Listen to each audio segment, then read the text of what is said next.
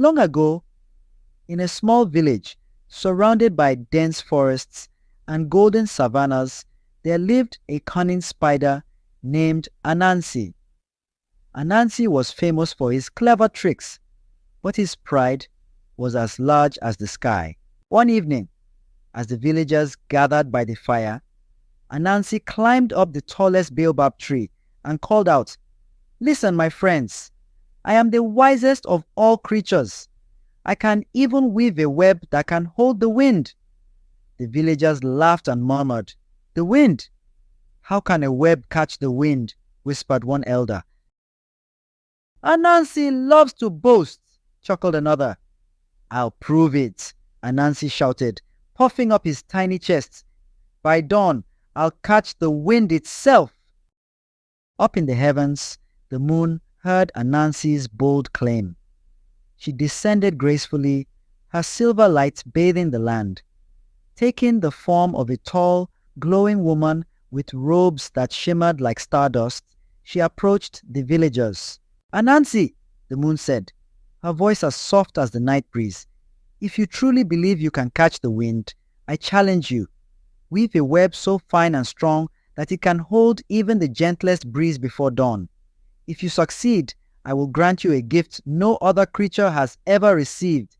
But if you fail," her glowing face grew stern, "you will learn the price of pride." Anansi bowed low, though his 8 legs trembled. "Challenge accepted, great moon. By dawn, I will have the wind trapped in my web." The villagers gathered closer, curious to see what would happen. "You're in trouble now, Anansi," one child whispered, giggling. "Ha! Just wait," Anansi replied with a sly grin. The moon glided back into the sky, watching from above. As night deepened, Anansi began his work. His legs danced as he spun silky threads between 2 branches. "The moon thinks she can outsmart me," he muttered. "I'll show her." Hour after hour, he wove intricate patterns, creating webs that shimmered in the moonlight.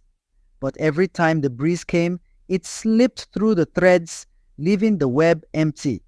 Frustrated, Anansi stomped his tiny feet. "Why won't it work?" he cried. From above, the moon's voice floated down.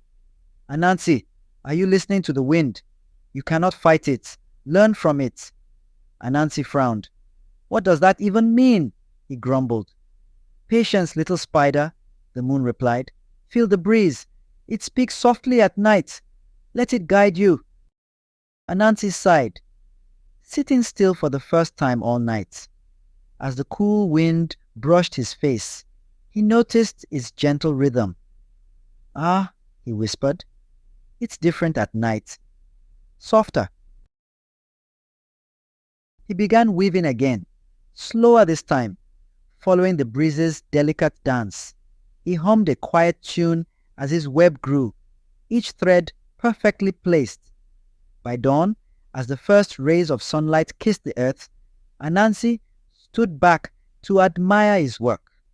The web sparkled with dew, and within its delicate threads the breeze whispered softly, "Captured at last." The moon descended once more, her smile radiant. "Anansi, you have done well," she said. "You listened and you learned. For your cleverness, I grant you this gift. You and your children shall weave your webs under the stillness of the night. My light will guide your work, and your creations will shine as symbols of patience and wisdom." The villagers cheered as Anansi bowed low. "Thank you, great moon," he said humbly. "I have learned that true wisdom comes not from pride, but from listening." From that day on, spiders wove their webs at night, creating delicate masterpieces that glisten with dew in the morning sun. And whenever a spider spins its web, it remembers the lesson Anansi learned. True wisdom lies in listening, watching, and finding strength in stillness. and we have come to the conclusion of our story. And just to add, in life, true wisdom is not found in pride, but in the art of listening. Inspired by Anansi's lesson, those who listen to the whispers of the wind will weave the strongest webs. We are reminded of the wisdom and beauty of nature's most mysterious force. It is a force of transformation, a symbol of the power of change and growth. And the greatest trick is not outsmarting others, but learning from them. I hope this story inspires you, and I would also love to hear your own lesson in the comment section. Please do not forget to like, share, and subscribe. Thank you. Till we meet again in our next story. And love from Tales That Teach.